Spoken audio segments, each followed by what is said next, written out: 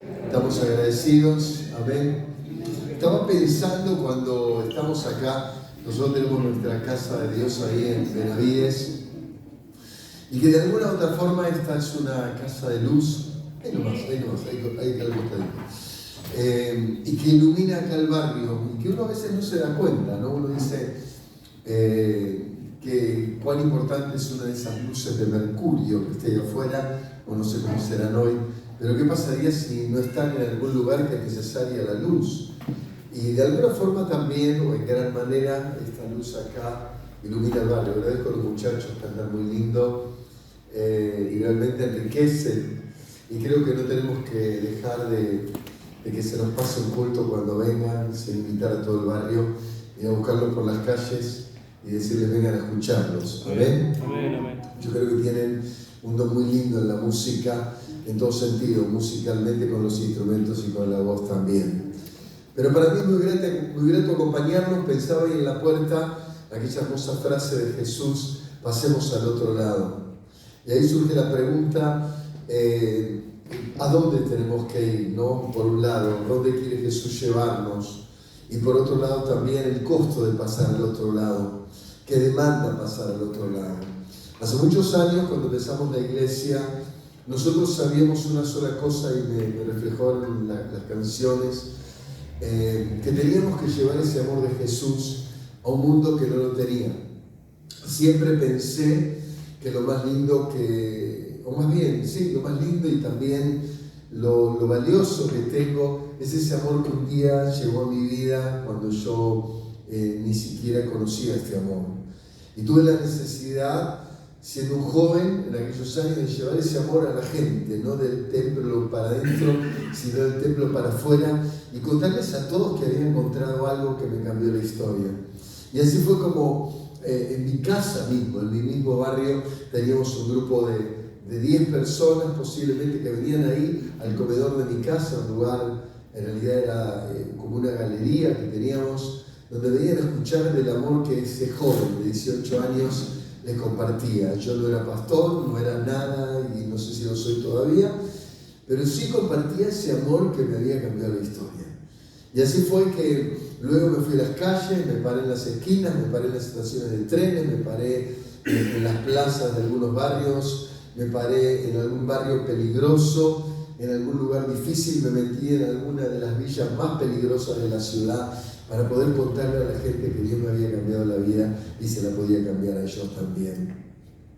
Creo, y no quiero meterme en esto demasiado, que los años han pasado y hemos creído que la iglesia era, de alguna manera, el grupo que estaba encerrado dentro de los templos. Y yo estoy convencido que no, que en realidad la iglesia está afuera todavía y está esperando que alguien vaya y les hable del Dios que puede cambiar historias, del Dios que ama más allá de lo que entendemos.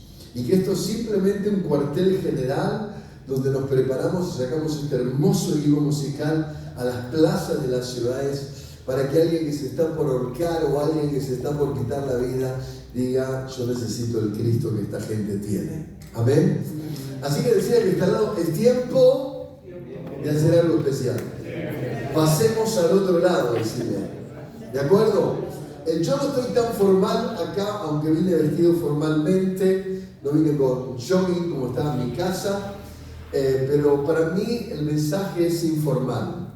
Yo trato de ser lo más informal posible. A veces parezco muy formal, pero trato de ser lo más informal posible. A mí el alcohólico no me entiende por la formalidad, tal vez aquel que puede entrar, ni tampoco ese joven que tal vez está bañado con cocaína en su nariz, sino que le gusta la informalidad. Le gusta la informalidad, ni tampoco el homosexual, el muchacho que no sabe qué hacer con su vida, ni la muchacha que se prostituye, ni tampoco aquella lesbiana que tal vez puede venir y conocer la iglesia y decir: Jesús me puede hacer algo. Claro que sí. Un día lo hizo conmigo, que era un pobre arruinado, aunque era joven, y me hizo una persona plena. Y no estoy diciendo completa, pero sí plena, aunque estaba completo.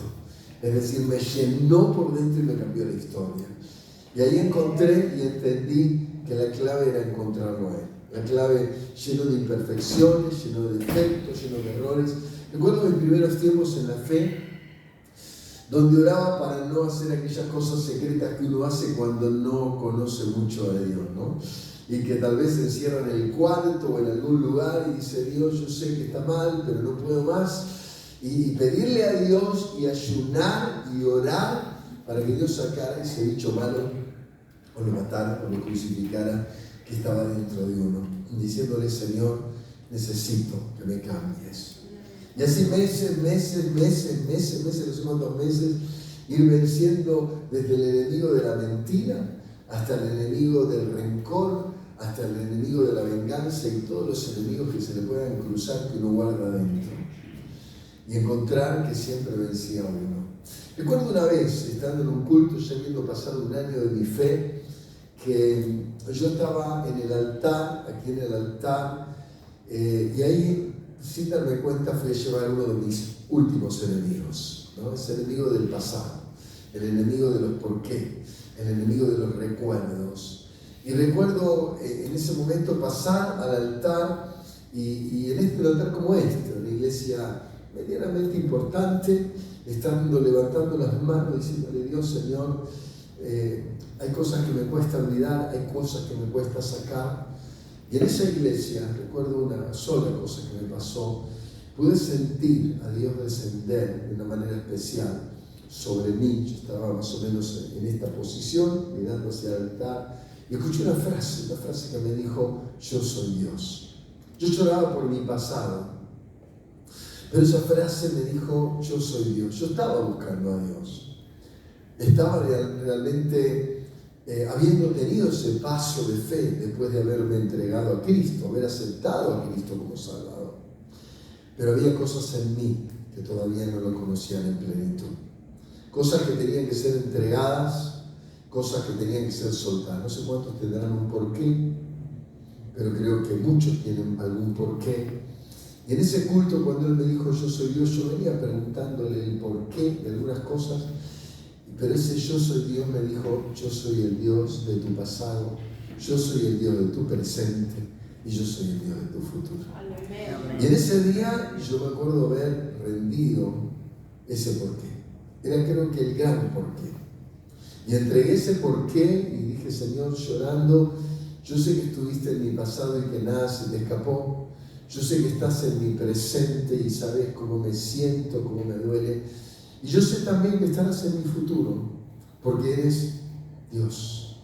Porque eres Dios. Y yo no vine a buscar a otro, no vengo a buscar un pastor, no vengo a buscar una oración de alguien que me ponga las manos encima.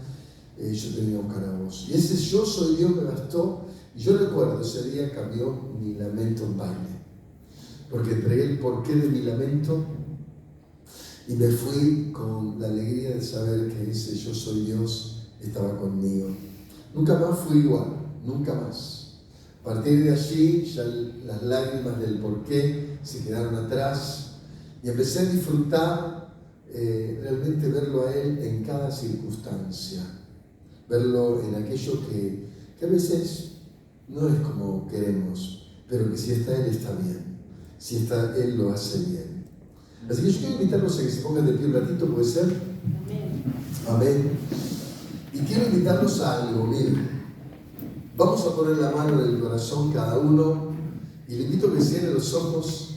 Vamos a mirar para adentro, aunque no sé cómo se mira para adentro, pero sí pensar para adentro. ¿Hay algún porqué? ¿Hay algún porqué? ¿Hay algún porqué que trae dolor? ¿Hay alguna pérdida que te hace llorar? ¿Hay algo del pasado que te cuesta olvidar? ¿Hay algo que está ahí adentro guardado?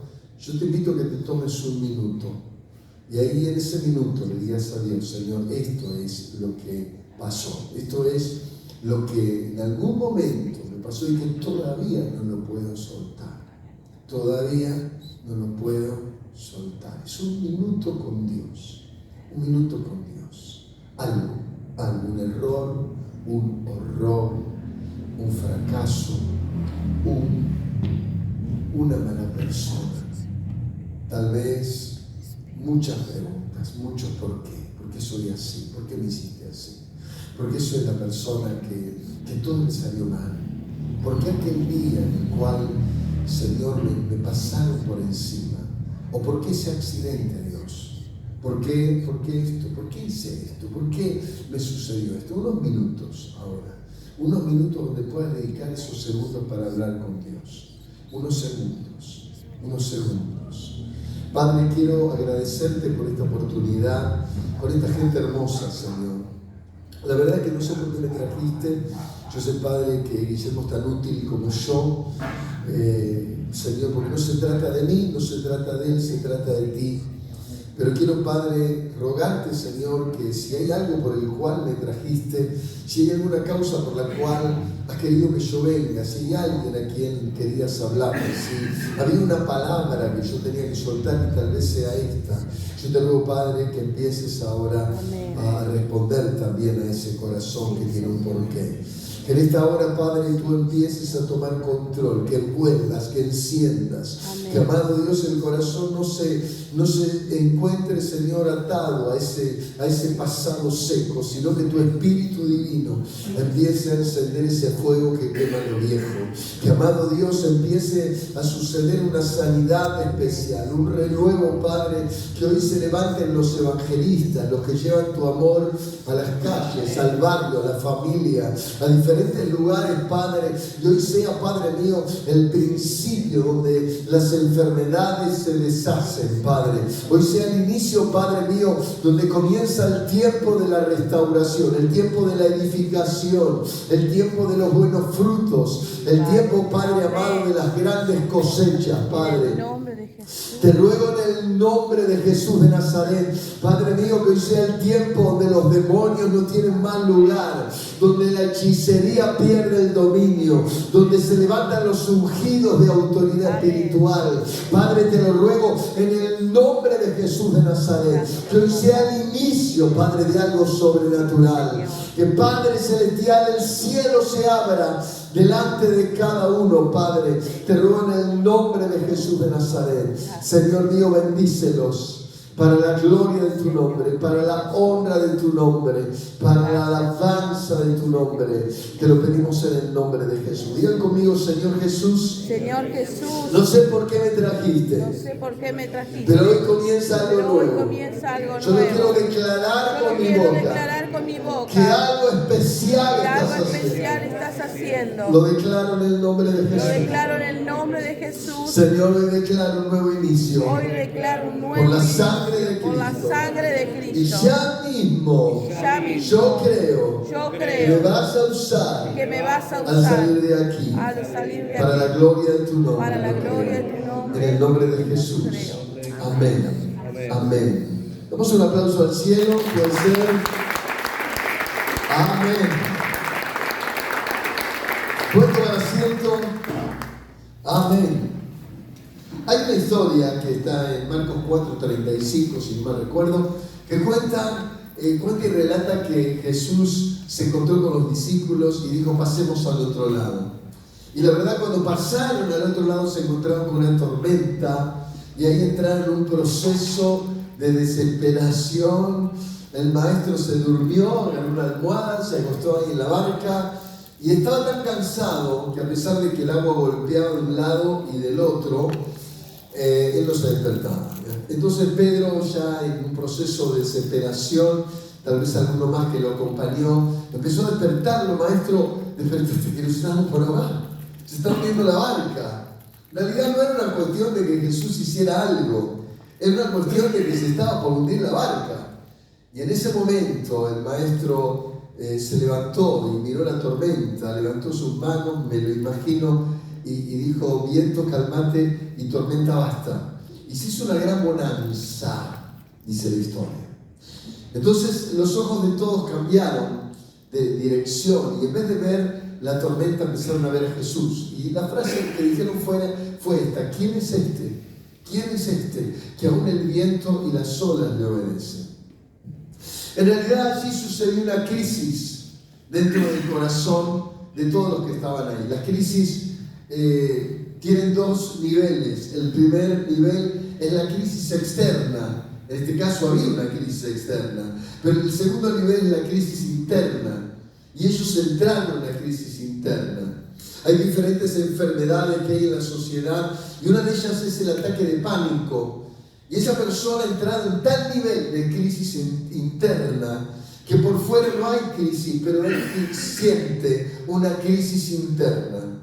Otros tienen ataques de histeria y tal vez una mala y simple respuesta para esa persona, aunque no sea una mala respuesta genuina por fuera, por dentro produce una crisis tal que la persona entra en esa crisis interna en acción. Es como un interruptor que tiene.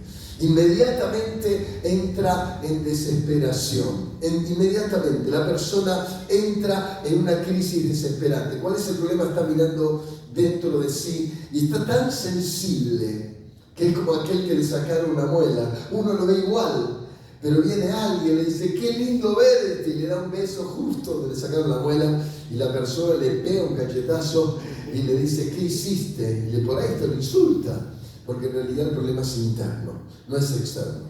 Lo externo fue un beso, fue una buena reacción. Hoy miraba un video de una chica, en realidad 2 o 3 imágenes, creo que no era de aquí de la zona, de nuestra sociedad cercana, y la pareja le había dado una paliza tal que le rompió la nariz, la dejó sangrando. Los vecinos dijeron, este perverso la golpeó. Cuando yo miraba todo esto, digo, ¿cuánta gente hay así? ¿Y cuántos de los que estamos aquí alguna vez tal vez encontramos la persona más bonita, el más especial, el más hermoso, pero un día, por una cuestión que ni entendimos, entró en una crisis tal que la persona hasta por ahí usó sus manos para agarrar del cuello, o tal vez agarró un cuchillo y dijo, no te metas conmigo porque te voy a matar. Ahora qué lindo lo que dice 3 de Juan verso 2, amado, deseo que seas prosperado en todas las cosas, así como prospera tu alma. Ese era el consejo de Juan y ese era el deseo de Juan. ¿Y qué está diciendo? Hay algo claro, que la persona está compuesta por lo que vemos y segundo por lo que no vemos, lo interno, que es el alma. Y Juan le dijo ahí, amado, al que veía, amado, deseo que seas prosperado en todas las cosas, así como prospera tu alma. Y estaba diciendo de alguna manera, querido que me estás escuchando, el éxito de tu vida depende de cómo prospera lo que tenés adentro. Tu éxito no está en lo que está afuera. Hoy me encontré con unos 6 muchachos que estaban trabajando en la calle y me detuve para hablarles de Jesús. Había algunos que conocían la fe, otros que no conocían la fe y que sabían que estaban apartados, lejos o que nunca se habían entregado. Inmediatamente sentí que si esa persona no solo se entregaba a Cristo, sino que cambiaba la conducta de su alma, yo le dije, no solo vas a estar mejor, sino que vas a ser prosperado en abundancia. Y algún día cuando pasen 5 años o tal vez cuando pasen 10 años, vas a decir, wow, alcancé aquello que alguna vez añoré y que hoy por mi alma sedienta, destruida, angustiada y deprimida, hoy estoy perdiendo en abundancia. Por eso es tan importante prosperar el alma. Es tan importante poder evaluar cómo estoy. Acá hay hombres casados, acá hay integrantes de familia, acá hay damas que de alguna manera tal vez tienen hijos, están mezcladas con la historia de sus hijos, con la angustia, con la tristeza del por qué mi hijo está tan mal y demás. Y justamente ese hijo es fruto del alma. Va más allá del cuerpo. Si bien se parece, pero es fruto del alma. Y el fruto del matrimonio y el fruto de los hijos es fruto del alma. Y lamentablemente empezamos a notar esos frutos cuando la persona empieza a tener independencia, no cuando el chiquito tiene 12, 13, sino cuando entra a partir de ahí. Cuando los 13 se empieza a hacer más difícil, o los 14, porque su alma, que nunca fue sanada, o que fue herida porque sus padres la hirieron, esa alma empieza a buscar amores que puedan saciarla y que nunca la sacian, sino que la hieren peor. Yo quiero hoy hablarle de 4 frases. Justamente venía con un mensaje para un público pecador que no conocía a Dios. Y me quedé pensando cuando estaba meditando en la palabra de hoy, que creo que es para hoy y es para ustedes, en las 7 frases de Jesús en la cruz. Y no voy a hablar de las 7, sino me voy a detener en 4. Porque uno se pregunta por qué Jesús murió. La historia es bonita y podemos pararnos en un poco la historia de la Pascua y poder recordar a ese Cristo en la cruz muy grande, mucho más grande que la que vemos ahí, siendo su cuerpo o habiendo sido totalmente torturado. Los historiadores dicen que el cuerpo de Jesús fue tan torturado que la espalda del maestro, cuando pasaba por esa madera áspera, como en algún tiempo lo era para nosotros un poste de luz recién colocado, que pasaba las manos y le quedaba posiblemente la astilla en la mano. Cuando yo era joven era así, ni siquiera tenían nada de lija. Entonces justamente el maestro fue puesto en un poste similar y allí fue clavado. Pero cuando uno piensa cómo fue el cuerpo de Jesús, la espalda de Jesús no estaba en el estado de ninguna de las espaldas que nosotros tenemos hoy en este momento. La espalda de Jesús quedó casi absolutamente en carne y hueso.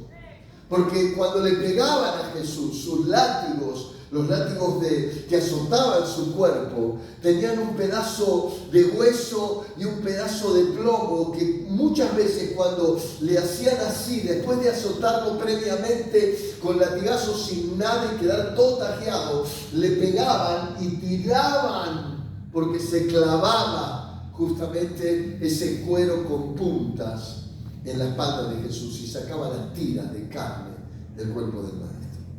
Cuando el maestro llegó a la cruz, su sangre había disminuido tal vez en un 30 o 50%. Su cuerpo sangraba absolutamente por todos lados. Y cuando ese Jesús de Nazaret, que la Biblia dice en Juan 1:1 que era Dios hecho carne, cuando llegó a la cruz del Calvario, lo clavaron en una posición, donde el único sostén era el clavo de sus pies y el clavo de sus manos o muñecas. Cuando el maestro tenía que respirar, o cualquier crucificado tenía que levantar con las piernas empujando sobre el clavo y estirándose, que las manos se estiraran desde de los mismos otros clavos para tomar aire. Y después volvía otra vez a la posición. Es decir, cada vez que el maestro respiraba, todo su cuerpo era una tortura. Su cerebro, o la acción cerebral, decía, basta. Era extremo el dolor. Era extremo. Era un dolor que realmente no se entiende. Y alguien dirá, ¿por qué tenía que padecer eso? Es interesante lo que dice Isaías 53. Él llevó todas nuestras dolencias. Él llevó nuestra falta de paz. Él llevó todos nuestros pecados, todas nuestras iniquidades. Es decir, que el cuerpo de Jesús, Dios hecho carne, en esa cruz fue llevando todas las perversiones que padecimos y que también otros padecieron por nuestra culpa. Jesús llevó todo lo que de alguna forma cada uno de nosotros hizo y a veces lo pasamos tan livianamente. Por eso no es esto no es realmente el plan de Dios. Una religión no era el plan de Dios. No era un grupo, de religiosos cantando o tocando el teclado o un hombre hablando religioso, sino fue cargar todo lo sucio que alguna vez te marcó y todo lo sucio que hiciste o te hicieron. Fue llevar todo ahí donde Jesús, en aquella frase de Juan 3, versos 3 y 5 o al 5, el maestro dice, es simple, yo he venido para que nazcas de nuevo. Porque si no naces de nuevo, no vas a entrar en el reino de Dios. No sirve tu vieja naturaleza o el alma. Yo he venido para que puedas dejar todo lo que eres y puedas comenzar una nueva historia. Nacido. Amén. Y aquí es donde yo me quiero parar, en esas 4 frases que yo separé, que son frases de amor. Y le puse de alguna forma título a ese amor que está expresado aquí en la lectura. Y dice aquí, primera frase que encuentro, que está en Lucas capítulo 23, verso 34. Padre, perdónanos porque no saben lo que hacen. Primera frase. Padre, perdónanos porque no saben lo que hacen. Usted imagínese un minuto. Vuelvo otra vez. Dios hecho carne. Dios vino a salvar el mundo. ¿Y a quién vino a salvar? Vino a salvar justamente a todos esos que lo maltrataban. A todos los que lo golpeaban. A todos los que lo pateaban en el suelo. A los que le agarraban tal vez de los pelos y lo sacudían. O lo estiraban arrastrándolo para que cargara su cruz. Él justamente Dios hecho carne, Dios hecho carne, Dios hecho carne. En vez de decir, Padre, castígalos por lo que hacen, perdónalos porque no saben lo que hacen. La primera frase, perdónalos, no saben lo que hacen. Creo que aquí vemos ese amor comprensivo que yo no lo entiendo. Hace poquitos días estaba viendo la historia de un abusador. Lo descubrieron y el tipo había abusado, no sé si 1, 2, 3 niños. Cualquiera de nosotros lo denunciaría. Cualquiera de nosotros, tal vez, si lo encontráramos en un acto inmoral, tal vez lo mataríamos.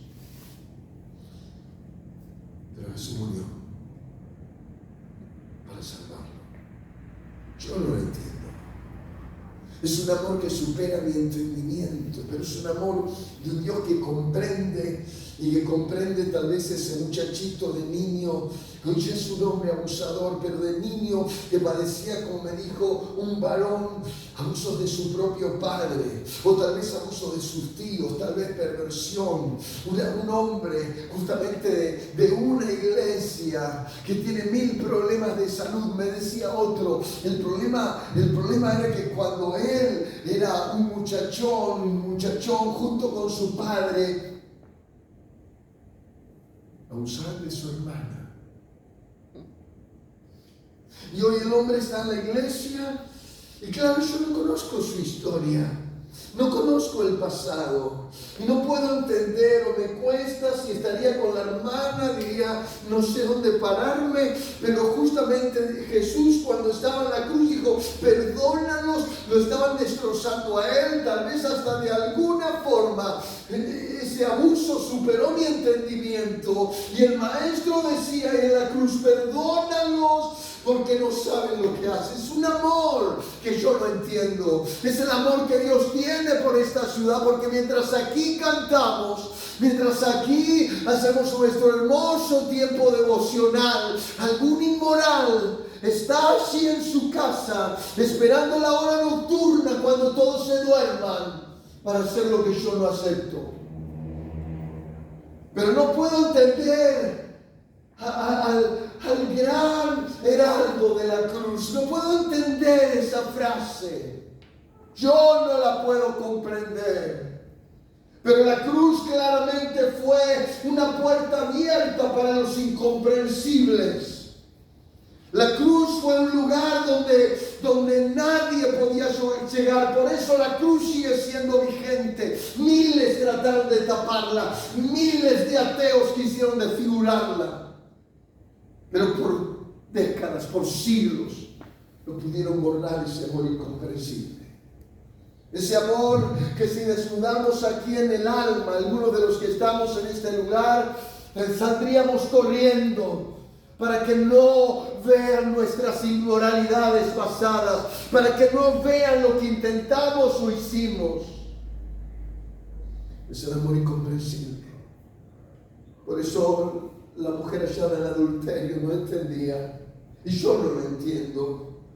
Todos tenían el deber de apedrearla. Jesús dijo, el que esté libre de pecado, que tire la primera piedra. Y nadie se animó a tirar ninguna. Y es la frase que cambia la historia.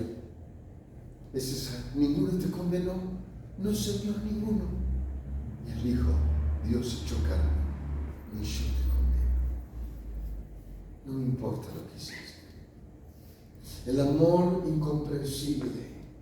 La frase del amor incomprensible. Señor, perdónalos porque no saben lo que hacen, no saben lo que hacen. La segunda frase que me consume es la frase hoy mismo. Le dijo al crucificado que estaba al lado, al mismo crucificado que estaba al lado de él. Él le dijo, hoy mismo estarás conmigo en el paraíso. Vuelvo a repetir, al mismo crucificado, que eran delincuentes, abusivos, perversos. Él le dijo, hoy mismo estarás conmigo en el paraíso. Lucas 23, 43. El Jesús que le promete a un delincuente que estará en el paraíso con él. Yo no sé si lo entiende. Pero ese es el amor que no solamente es el amor comprensivo, sino es el amor que da esperanza al que nadie le daría esperanza. Hoy nos creemos todos buenos aquí, porque siempre miramos desde nuestra propia lástima, de la mía, de mi egoísmo.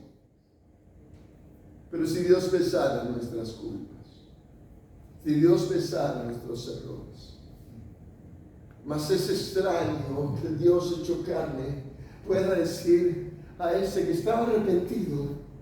No es que se seguía siendo un perverso, había dos, uno no arrepentido y uno arrepentido.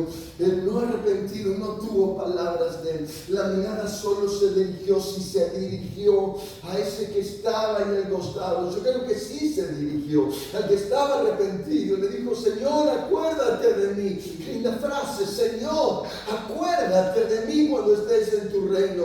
La palabra, Señor, preste atención, la palabra, Señor, se la estaba diciendo un moribundo, y le dijo, acuérdate de mí cuando estés en tu reino. Lo veía rey después de la muerte.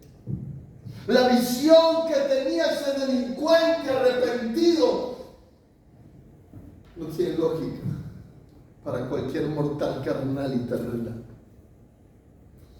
Pero esa es la visión del Dios que estaba dispuesto a morir para salvar a los que nadie salvaría.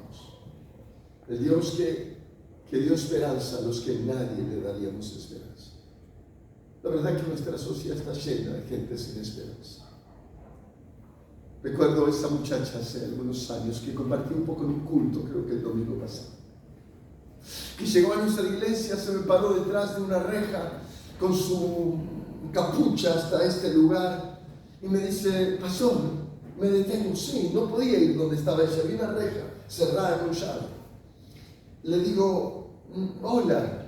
Me dice, usted no me conoce, pero yo sí a usted lo conozco. Y le digo, bueno, no sé dónde me conoce. Yo iba a la iglesia cuando usted era un muchacho. Estoy hablando de varios años atrás. Yo iba a la iglesia. Y tenía tan solamente mis 15 años, era parte de los cánticos de la iglesia. Pero un día me puse rebelde y me fui de la iglesia, me enamoré. Y tuvimos intimidad con el muchacho, quedo embarazada, nace mi primer hijo, luego nace el segundo, me empezó a golpear, me trataba como un trapo, me abandonó, luego se fue con otra muchacha y yo quedé ahí tirada y abandonada en la calle sin saber qué darle de comer a mis hijos. Busqué de todas formas, busqué y estaba en la reja para el otro lado. Hasta que un día, pastor, yo me da vergüenza decirlo, pero no tenía para darle de comer. Mis hijos decían, mami, yo quiero comer, dame algo, quiero leche, y yo no tenía para darle de comer. Entonces dice, nadie me daba trabajo, solo un hombre me dijo, si trabajas para mí, yo te voy a dar para tus hijos. Y dice, pastor, lloré, pero más me dolía ver a mis hijos padeciendo hambre. Y fui y le dije, bien, voy a hacer lo que usted quiera. A partir de allí empecé a trabajar en eso. Me siento mal, pastor. Claro, era una niña de iglesia. Sabía lo que Dios esperaba. más se acercó al Dios de esperanza. A partir de allí los años pasaron y si bien no pude descubrir bien claramente en ese momento quién era, pero lentamente empecé a identificar a esa muchacha en nuestros cultos, cambiando su historia, siendo una mujer de un trabajo honesto. Porque el Dios de la esperanza es el que nos viene a buscar cuando ya no damos más. Amén. Es el Dios que te dice: yo vengo a cambiarte la historia. Y acá, perdón, pero pasa en todas las iglesias, que religiosos, que solamente tienen una Biblia, que oran poco, oran por costumbre. Tú tienes que conocer el Dios de la esperanza. El Dios que te dice: todo está bien cuando todo está mal. Pero si Él está todo bien.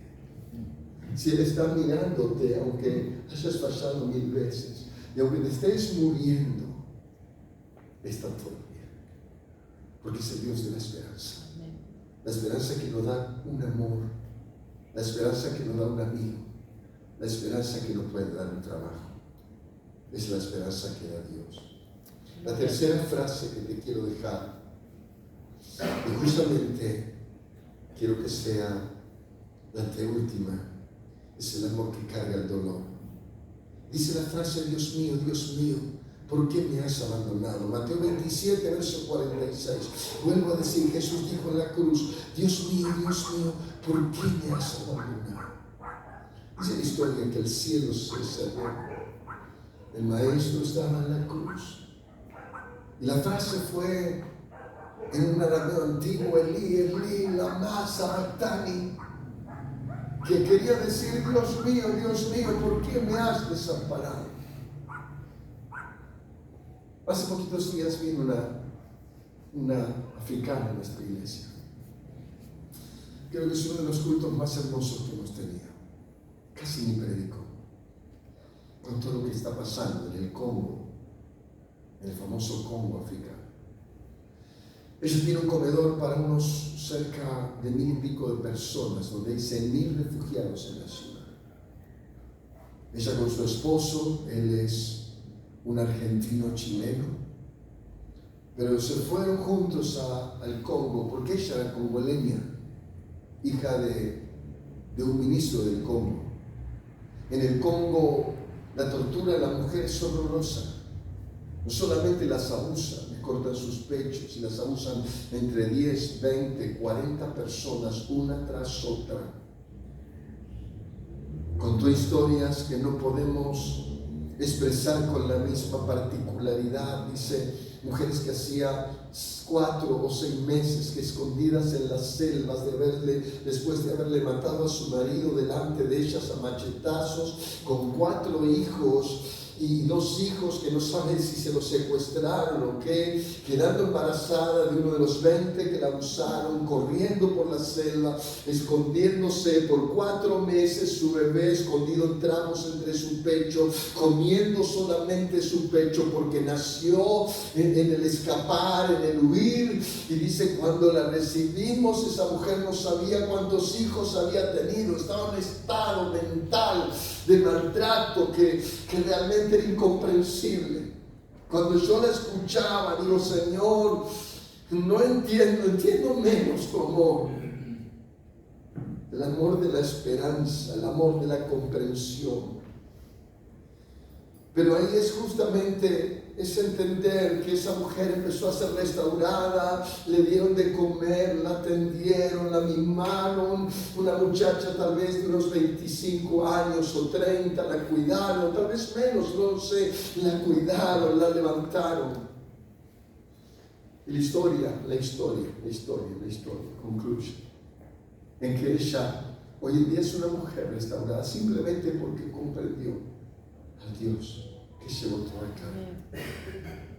El Dios que no podemos entender. El que cuando dijo, Dios mío, ¿por qué me has abandonado? Lo hizo porque llevó las cargas de todos los que estamos aquí. Llevó las cargas de todos los vecinos de esta sociedad.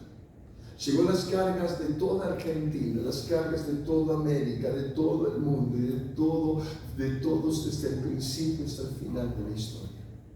Llevó todas tus cargas. Jesús estaba en la cruz.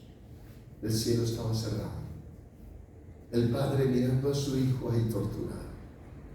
No sé si habrá sido así, me parece hasta inmoral decirlo, pero de alguna forma cerrando el cielo, porque su Hijo cargó todos los abusos, todos los golpes, todos los asesinatos, todos los maltratos, y de alguna manera las imágenes de todos los dolores pasaron en ese momento sobre ese Hijo de Dios. Pues yo quiero decirte, el Señor a ti no te ha abandonado. El Señor vino hoy a elegirte para tomar tus cargas, para tomar tus dolores. Cierro con esta última frase. La última frase es la de Juan 19:30, una de mis frases predilectas. En esta frase el Maestro dice algo especial, dice: consumado es. Y este es el amor que salda deudas. Es el amor que declara: está todo pago. Es la última frase de Jesús: consumado es. Y dice la Biblia: y ahí expiró. La frase que cuenta y que relata que todo lo padeció por ti. Y que no hay una sola deuda, no hay una sola deuda en ti. Amén. Ni en ningún humano de esta tierra que si viene a Cristo no sea salvado. No hay ninguna deuda. Yo les invito a cerrar sus ojos